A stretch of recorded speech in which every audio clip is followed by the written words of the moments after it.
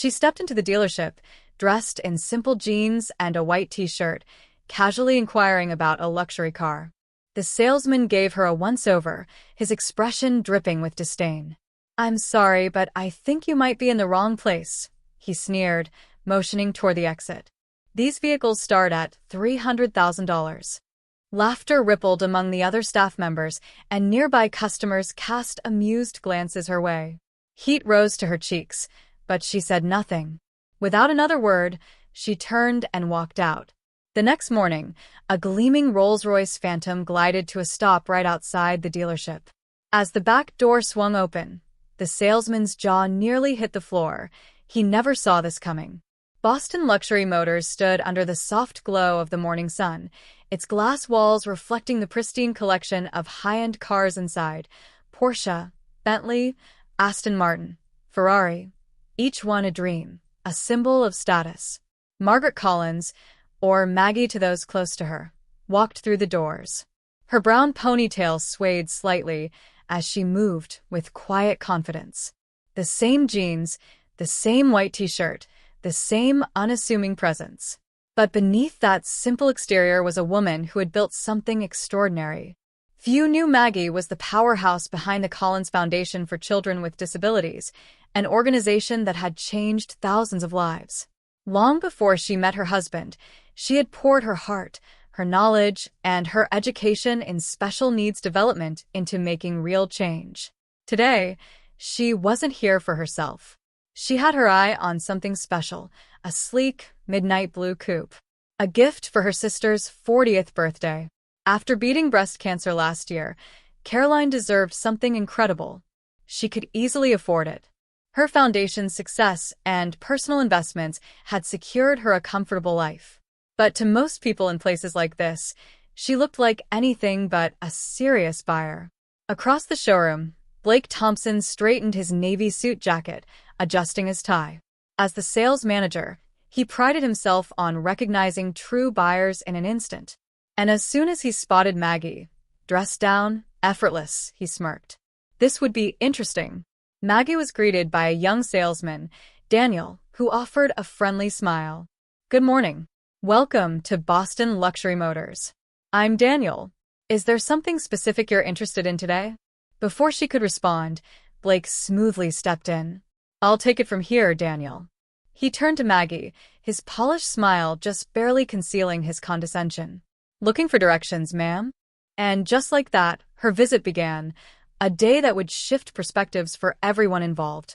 Maggie kept her voice pleasant.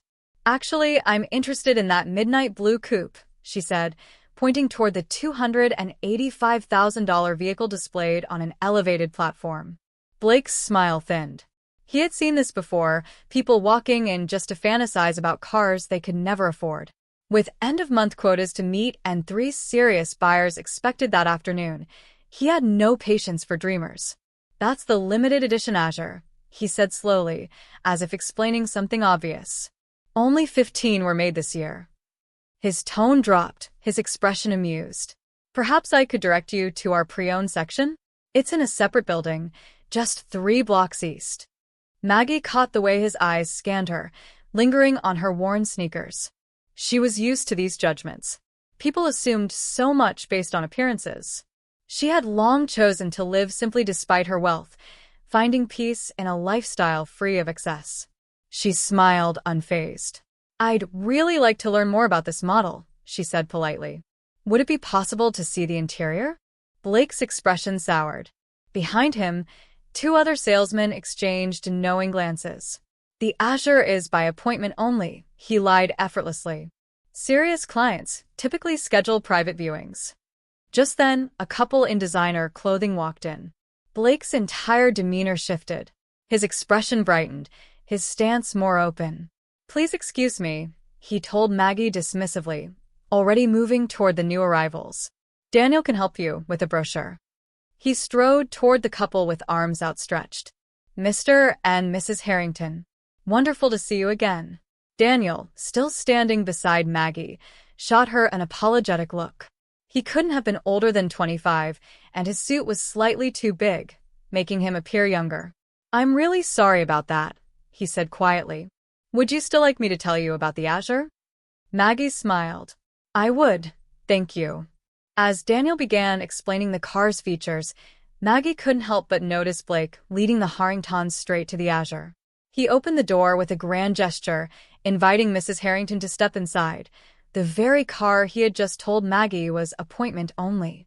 Maggie remained calm, but she saw the pattern clear as day. She stepped forward, her voice light but firm. Excuse me. I was hoping to inquire about purchasing this model. Blake's head snapped toward her, irritation flickering in his eyes. As I mentioned, this vehicle is currently being shown to these customers. His tone was sharper now, barely masking his impatience. Perhaps you could come back another time? Or, as I suggested earlier, you might want to browse our used car options. The couple shifted uncomfortably, glancing between Maggie and Blake. Maggie met his gaze evenly. I'm specifically interested in this car, she said, her voice unwavering. It's a gift for my sister's birthday next month. Blake's polite facade cracked. He leaned in slightly, lowering his voice. Look, I understand people like to dream, he said, his words laced with condescension. But this is a business. That vehicle costs more than most homes. Now, I've been patient, but you're interrupting a legitimate sale. A few nearby customers had stopped to watch. Daniel lingered on the edge of the exchange, clearly uneasy. Maggie stayed composed. I'm prepared to make a cash purchase today. Blake laughed. Loudly. The sound bounced across the showroom, drawing even more attention. A cash purchase? His voice dripped with mockery. This isn't some yard sale. We're talking about $250,000 here. People who buy these cars don't dress like. He gestured at her attire, scoffing.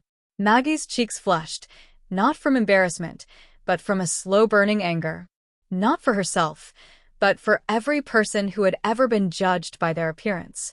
I believe my money is as good as anyone else's, she said softly. Blake stepped closer, towering over her.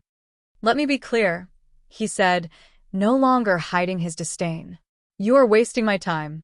Either make an appointment, dress appropriately, and bring proof of funds, or leave. The entire showroom had fallen silent. The Harringtons had subtly stepped away from the car, clearly uncomfortable. At that moment, a new voice entered the conversation. Is there a problem here? The dealership's owner, Richard Mason, had approached, drawn by the commotion. Blake straightened, his tone immediately shifting. No problem, sir. Just explaining to this lady that we operate by appointment for serious buyers. Richard Mason turned to Maggie, taking in the situation. Miss Collins, she supplied. Margaret Collins. A flicker of recognition passed across Mason's face, but it was too late. Maggie had seen and heard enough. She held her head high. I understand your policies perfectly, she said, her voice calm despite the humiliation pressing in on her. And with that, she turned and walked toward the exit. Blake chuckled under his breath. Some people just don't know their place. But Maggie? She wasn't done just yet.